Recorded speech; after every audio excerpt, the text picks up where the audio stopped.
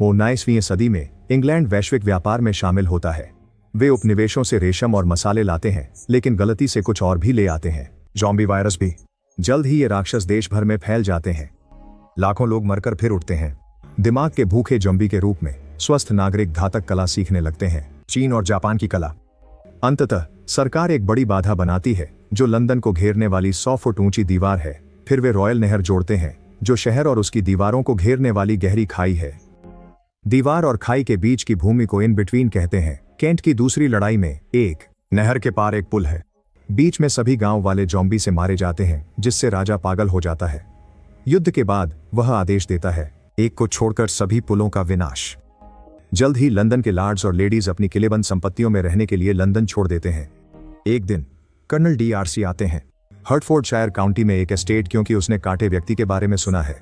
एक गार्ड उसकी पहचान जांचकर उसे सुरंग में ले जाता है, जहां पादरी उसके नग्न शरीर को देखता है, ताकि यह सुनिश्चित हो सके कि उसे काटा नहीं गया है। फिर उसे घर में प्रवेश मिलता है, जहां श्रीमती फेदरस्टोन अपने दोस्तों के साथ ताश खेल रही है। वह कहती है कि यहाँ कोई नहीं काटा गया और उसके एस्टेट में वर्षों से कोई ज़ॉम्बी नहीं आया।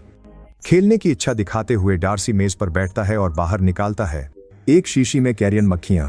वह उन्हें कमरे में छोड़ता है और बताता है कि वे सड़े मांस को पहचानती हैं। मक्खियां थोड़ी उड़ती हैं और फिर एक आदमी पर बैठ जाती हैं। वह धीरे धीरे ज़ॉम्बी बन रहा है। डार्सी फौरन गिलास तोड़कर वार करता है उस आदमी का चेहरा, फिर उसने तलवार से उसका सिर काटा। फिर डार्सी पूछता है कि क्या इस आदमी ने घर में किसी को संक्रमित किया है। फेदरस्टोन मना करते हैं, तो डार्सी मेहमानों को चौंकाने के लिए ज़ॉम्बी का सिर उड़ा देता है। जैसे ही वह बाहर निकलता है, फेदरस्टोन की बेटी झूठ बोलने से मना करती है और संक्रमित व्यक्ति की भतीजी की जांच के लिए ऊपर दौड़ती है, लेकिन बहुत देर हो चुकी है। लड़की पहले ही बदल चुकी है और स्टाफ पर हमला कर चुकी है, और अब वह फेदरस्टोन की बेटी पर भी हमला करती है। इस बीच श्री बेनेट अपनी 5 बेटियों को हर प्रकार के हथियार और मार्शल आर्ट में प्रशिक्षित कर रहे हैं। वे ज़ॉम्बीज से बच सकते हैं। हालांकि उनकी मां श्रीमती बेनेट इससे खुश नहीं है और चाहती हैं कि वे शादी पर ध्यान दें। जब श्रीमती बेनेट को एक आगामी के बारे में पता चलता है, नृत्य, वह अपने पति को ब्रेक के रूप में जाने के लिए मना लेती है। सभी बहनें उत्साहित हैं, बस एलिजाबेथ को सामाजिक समारोहों का शौक नहीं। उन्होंने अपनी सबसे अच्छी पोशाकें पहनी, लेकिन हथियार छिपाना नहीं भूले। पार्टी में बिंगली डार्सी से बात कर रहा था, लेकिन जेन को देखते ही उसे प्यार हो गया और वह स्तब्ध रह गया। वह उसे नृत्य के लिए पूछता है और वे ये साथ में मजा करें। फिर बैंगले ने कहा डार्सी को भी नाचना चाहिए, और एलिजाबेथ से पूछने को कहता है, लेकिन डार्सी कहता है कि वह सहनशील है, सुंदर नहीं।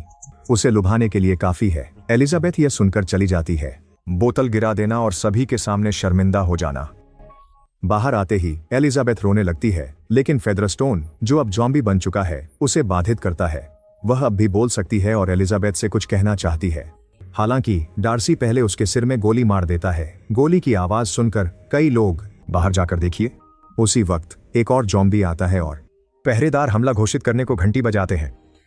अधिकांश मेहमान छिपने दौड़ते हैं। तब बेनेट बहनें हथियार निकालती हैं। ज़ॉम्बीज से लड़ाई शुरू करें। वे बिना दया के लड़ते हैं, हर एक को गिरा देते हैं, ब्लेड के सटीक वार से प्राणी गिरा देते हैं, और अच्छे से मारे गए किक। एलिजाबेथ को लड़ते देख डार्सी प्रेरित होते हैं, उसकी ओर खिंचाव महसूस करना। बाद में सभी ज़ॉम्बी शरीर जला दिए जाते हैं। जब बहनें घर जाती हैं तो जेन नहीं जा पाती। बिंगले पर बात बंद करो। जबकि एलिजाबेथ डार्सी के व्यवहार और घमंड की शिकायत करती है। जब वह ट्रेनिंग करती है, उसकी मूवमेंट्स होती हैं, मुक्के और भी हिंसक हो जाते हैं।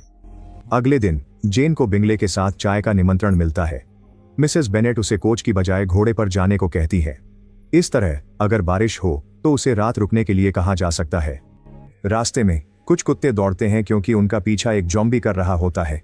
जेन गोली चलाने को तैयार होती है, लेकिन उसका घोड़ा डरकर उसे गिरा देता है और भाग जाता है।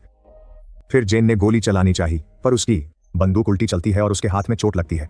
जब ज़ॉम्बी अंततः उस पर हमला करता है, जेन चाकू निकालकर हाथों से लड़ती है। हाथ में ज़ॉम्बी का हाथ काटती है और टांगों पर वार करती है। जैसे ही वह गिरता है, वह उसके सीने पर लात मारती है और उसके सिर पर पैर रखकर उसे मार देती है।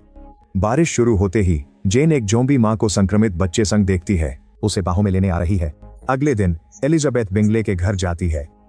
लगता है उन्होंने जेन को देखा। फ्लू था, इसलिए उसने वहां बुखार के साथ रात बिताई और एलिजाबेथ उसे देखने आई।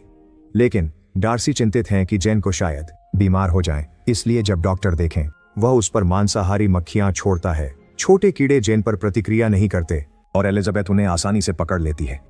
वह उन्हें अपनी मुट्ठी में दबा देती है, व्यंग्य के साथ डार्सी को लौटा रही है।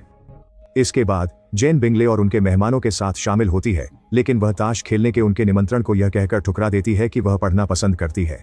इस पर एक बहस छिड़ जाती है कि क्या बनाता है, असली महिला और डार्सी अनजान, वह प्रभावित है या नफरत करता है।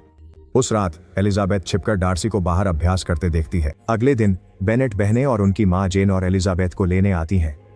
बिंगले चाहते हैं कि वे रुकें, पर डार्सी संक्रमण के खतरे की याद दिलाते हैं। उनका एलिजाबेथ से फिर बहस होती है, जिसमें वह प्रकट होते हैं। उसे पता है कि उसने उसे कल रात देखा। श्रीमती बेनेट सबको खुश रखने की कोशिश करती है। बिंगले लोगों का मनोबल बढ़ाने के लिए एक बॉल फेंकने जा रहे हैं। घर के रास्ते में वे देखते हैं कि स्थानीय अनाथालय गिर गया है और अब ज़ॉम्बी अनाथ जंगल में घूम रहे हैं। थोड़ी देर बाद श्री बेनेट अपने परिवार से मिलवाते हैं। कजिन कॉलिंस को मिलेगा। जब बेनेट का निधन होगा तो संपत्ति उनके पास जाएगी, क्योंकि महिलाएं वारिस नहीं बन सकती। दोपहर के भोजन में कॉलिंस बताते हैं कि उनकी संरक्षिका लेडी कैथरीन है, जो एक बेहतरीन तलवारबाज हैं और ज़ॉम्बी युद्ध में शानदार काम कर चुकी है। वह जेन में दिलचस्पी दिखाता है, लेकिन श्रीमती बेनेट उसे तुरंत मना कर देती है। कहती हैं कि जेन के पास पहले से बिंगले है और एलिजाबेथ को पेश करती है। दोपहर में कॉलिंस और बहनें अपनी चाची से मिलने निकलते हैं, पर रास्ते में रुक जाते हैं जब एक गिरी गाड़ी में एक महिला मदद के लिए चिल्ला रही होती है। बहनें हथियार तैयार करती हैं और जैसे ही महिला बाहर आती है वे गोली चलाने लगती है। वह ज़ॉम्बी होती है। जेन उसे पहाड़ी से नीचे लात मारकर खत्म कर देती है। यात्रा जारी रहती है। एलिजाबेथ को संघर्ष करना पड़ता है। सभी हथियार ले चलो, लेकिन कॉलिंस उसकी मदद करने के बजाय उन्हें उसकी बाहों में डाल देता है। शहर पहुंचने पर वे नए सैनिकों को देखते हैं जो क्षेत्र की रक्षा करेंगे। एलिजाबेथ लेफ्टिनेंट विकम से मिलती है और वे तुरंत घुल मिल जाते हैं। डार्सी पास में घुड़सवारी कर रहे हैं और उन्हें देखकर जलन होती है, इसलिए बिना कुछ कहे चले जाते हैं। विकम एलिजाबेथ को बताते हैं कि वह और डार्सी कुछ कारणों से अच्छे संबंध नहीं, पैसों की दिक्कतें परिवार में। उस रात सभी बॉल में जाते हैं। जेन बिंगले के साथ समय बिताती है। एलिजाबेथ विकम से बात करने की कोशिश करती है, लेकिन कॉलिंस उसे नृत्य में खींच लेता है, बहुत उत्साह से। फिर डार्सी भी उससे नृत्य के लिए कहता है, लेकिन कॉलिंस उस पल को अजीब बना देता है और उन्हें वहां से जाने का कारण बनता है। बाहर जाते समय डार्सी मिसेज को सुनता है। बेनेट जेन के भविष्य पर बिंगले से बात कर रही हैं और बार बार उसके धन पर जोर दे रही हैं। इस बीच एलिजाबेथ की बिंगले से टक्कर होती है और वे आवाज सुनते हैं। मुड़कर देखते हैं कि एक नौकर पर ज़ॉम्बी हमला कर रहा है। दोनों कुल्हाड़ियां लेकर उसके पीछे जाते हैं। हालांकि ज़ॉम्बी बिंगले को पकड़कर गिरा देता है। एलिजाबेथ तुरंत फिसलकर ज़ॉम्बी को गिरा देती है और बिंगले की जांच करती है। ऊपर देखकर उसे छिपे हुए ज़ॉम्बी अनाथ दिखते हैं। वह पूछती है कि वे अंदर कैसे आए। एक बच्चा कहता है कि उनके नए दोस्त ने रास्ता दिखाया। तभी डार्सी आता है और ज़ॉम्बीज से लड़ने लगता है। अपनी तलवार और रसोई के चाकू से उन्हें जल्दी हरा देता है। एक ज़ॉम्बी ओवन में धकेला जाता है। डार्सी पूछते हैं कि बिंगली को काटा गया है और उसे मारने की तैयारी करते हैं, लेकिन एलिजाबेथ उन्हें समझाती हैं कि बिंगली सिर्फ गिरे थे।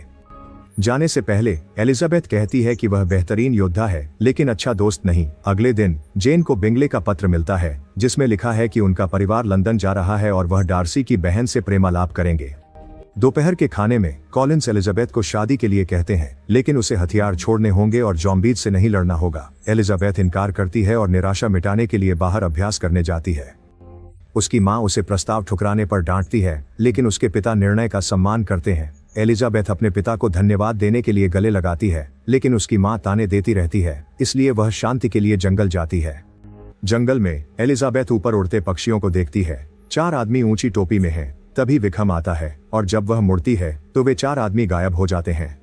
विकम कहते हैं कि उन्होंने कुछ नहीं देखा और उसे एक खास जगह बुलाते हैं। कुछ देर बाद वे एक चर्च पहुंचते हैं जहां पादरी उपदेश दे रहे होते हैं। भीड़ के मुड़ते ही एलिजाबेथ चौंक जाती है कि वे सब ज़ॉम्बी हैं। विकम उसे हथियार उठाने से रोकता है और वे देखते हैं कि पुजारी उन्हें सुअर का दिमाग खिला रहा है।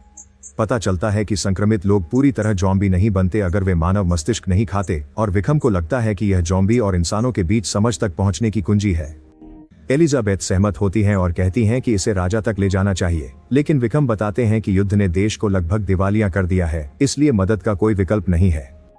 थोड़े समय बाद एलिजाबेथ की एक दोस्त उसे बताती है कि वह कॉलिंस से सगाई कर चुकी है और उससे अनुरोध करती है कि वह उसके ससुराल वालों से मिलने के लिए उसके साथ आए। कॉलिंस की संपत्ति पर एलिजाबेथ एक चित्र देखकर मुस्कुराती है जिसमें कैथरीन लूसिफर को मार रही है।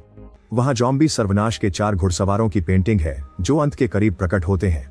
एलिजाबेथ समझती है कि ये वही लोग हैं जिन्हें उसने जंगल में देखा था। अंततः वह कैथरीन और उसकी बेटी से मिलती है एलिजाबेथ यह देखकर चौंक जाती है कि डार्सी भी वहां है और उसे पता चलता है कि वह कैथरीन का भतीजा है। जल्द ही विक्रम भी आता है क्योंकि एलिजाबेथ ने उसे बुलाया था ताकि वह अपनी योजना के लिए धन मांग सके। कैथरीन को लगता है कि जम्बीज से दोस्ती करना बेतुका है और वे किसी नेता की नहीं सुनेंगे। कॉलिंस कहते हैं कि बाइबल में लिखा है, मसीह विरोधी मृतकों का नेतृत्व करेगा। डार्सी कैथरीन की बात का समर्थन करते हैं और विक्रम के पिता का जिक्र करने पर गुस्सा हो जाते हैं, इसलिए गार्डों से उसे बाहर निकालने को कहते हैं। एलिजाबेथ डार्सी से कहती है कि वह मृतकों जितने निष्ठुर हैं।